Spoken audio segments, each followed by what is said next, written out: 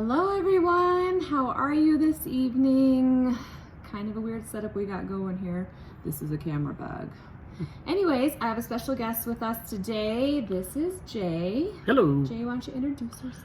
My name is Jay. I'm a licensed professional counselor. I've been doing mental health in inpatient, outpatient settings for a little over 30 years now. He's really cool and he's really sarcastic, and we like his sense of humor. It makes me happy. It's very dry. He gets my dad jokes. We've been working together a long time for that. All right, so couple quick tips and tools, and we're paying attention to the comments. If anybody wants to ask Jay anything directly, please feel free to do so. Hey, Julia. Anyways, so tips and tools. First, I wanted to bring up healthy ventilation versus gossip.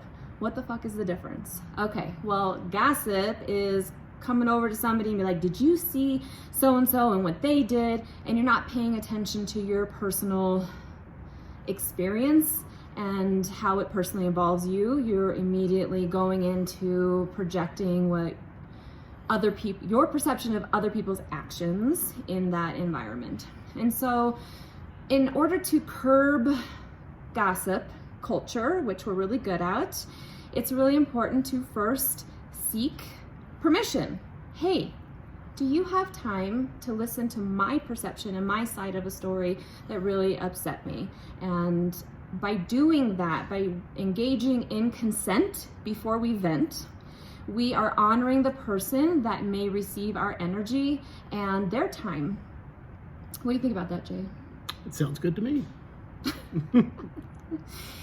I see this a lot in the hospital setting. We're stressed, we're anxious, we walk up to one another, we're like, oh my God, I'm so frustrated. And we don't pause and say, hey, do you have the time, space, or energy to hear me out because I'm really stressed and I need to vent? It's a different exchange, and it energetically affects the other person differently, right? So if I come to Jay and I'm like, Jay, do you have the time, space, and energy? I really need to vent. Absolutely. So he can prepare himself mentally, and he can let me know he's ready to receive that exchange, versus me jumping up and being like, blah, blah, blah, blah, blah, blah, blah. And then he's all, and I don't even know and have an awareness that he's in a stress state, which I could inadvertently compound his stress, which makes him release way more neurotransmitters and hyperexcitatory state in his brain, which stresses him out more. And that wasn't my intention at all. I just needed a friend. So from a communication skills standpoint, one of the things that I frequently have to remind people is to do exactly that. We're not looking for problem solving. We're not looking for them to give us solutions. We just want somebody to listen to us, have some empathy towards us, and be able to join with us a little bit. Yep, and by seeking that person's consent first, you're honoring and respecting their time, space, and energy and what's going on with them. So just a simple, quick tip and tool that we can use to show the people around us that we love and care about, that we respect them, we respect their time and energy, and that they might be undergoing stressful things, especially during these times.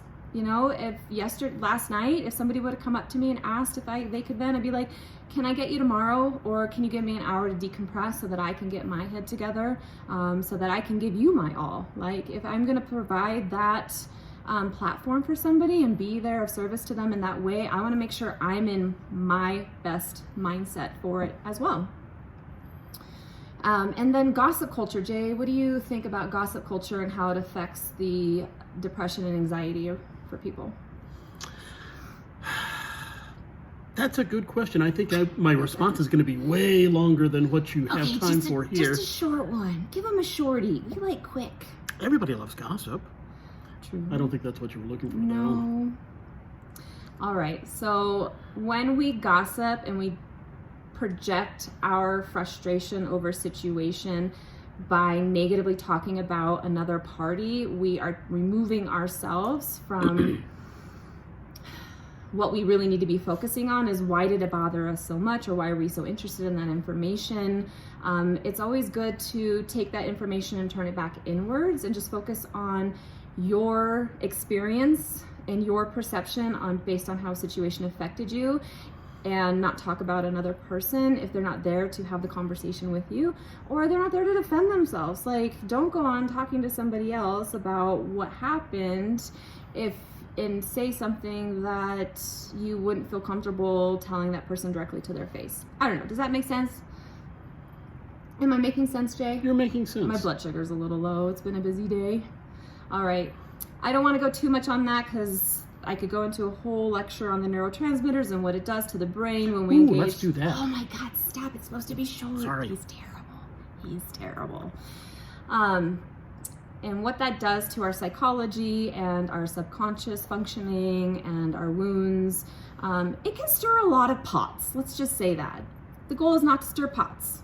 The goal is to focus on our inner experience at this time and how we can continue to grow in situations. So if something really upsets you about a situation, instead of gossiping about the other parties that might have been involved, simply focus on your perception of your experience of that situation, and always ask permission, consent before you vent to somebody else. All right, you got some tips for us. 3 tips on dealing with anxiety during these times when we're all locked inside. Dealing with anxiety. First of all, limit your time watching the news. 30 minutes in the morning, 30 minutes in the evening, cut it off at that. Stop going to YouTube, stop going to social media, limit your exposure to the news. That's only going to make things worse rather than better. Second, make sure that you're taking care of yourself. Sleep, eat, shower, do all the things that you need to do. If you can get some exercise, that's going to be a huge benefit for you. And then finally, maintain some structure. If you're working from home, have some structure. Set a time to get up in the morning, have a designated workspace, work your usual work hours, and then make sure you have some kind of at least virtual social contact with other people, and then find things to distract yourself and keep your brain busy. If not, your brain's going to find other ways to occupy itself, usually with lots of anxiety-provoking thoughts. Okay, so what if I'm spiraling? What if I went down the rabbit hole? I watched Fox News. I would never watch Fox News. But if I watch some news, let's just say that, I watch some news, and then I'm starting to find myself in a panic. How can I hit the eject button and redirect my neurotransmitters and my hyper-excitatory state? You know, I think the quickest, easiest way to do that is by some really brief, intense exercise. If you have an exercise bike, get on that. If you have a treadmill, get on that. If not, run in place. My usual caveat for these things is always consult your PCP before starting a new exercise program. But the exercise is going to help burn off all the chemicals released in your body that are contributing to the anxiety. You only have to do it for 4 or 5 minutes, but intense exercise should be enough to burn off some of the anxious energy and let you focus a little bit better. Okay, what if I hate to exercise? Who likes exercise? It's only for 4 or 5 minutes. You can do it for 4 or 5 minutes. Sounds terrible. It is, but it's tolerable. Tolerable interventions. There we go, guys. Tolerable interventions. We want to make sure that the goals are measurable and short and sweet, and that perhaps there's something you can easily interject into your life. Maybe just one thing a day to help manage during these times. All right, for those of you who are watching, any questions? We could tell dad jokes. We could tell lots of jokes.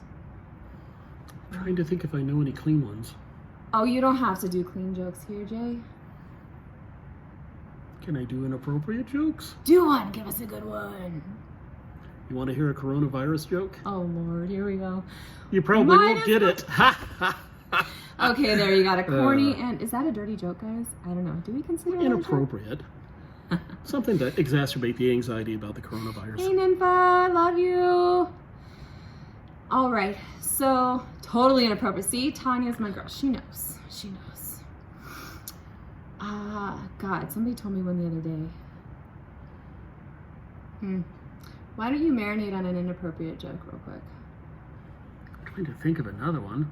Dick jokes are acceptable. No?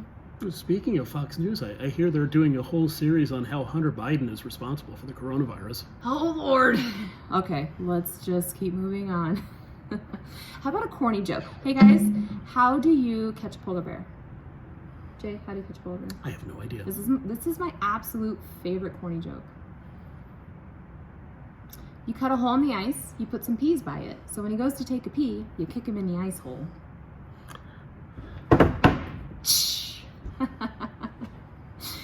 Totally inappropriate humor is therapeutic. You're right, Amy. I agree. Humor is one of my best coping skills, inappropriate and as sarcastic as possible. But, all right, moving forward. So tonight,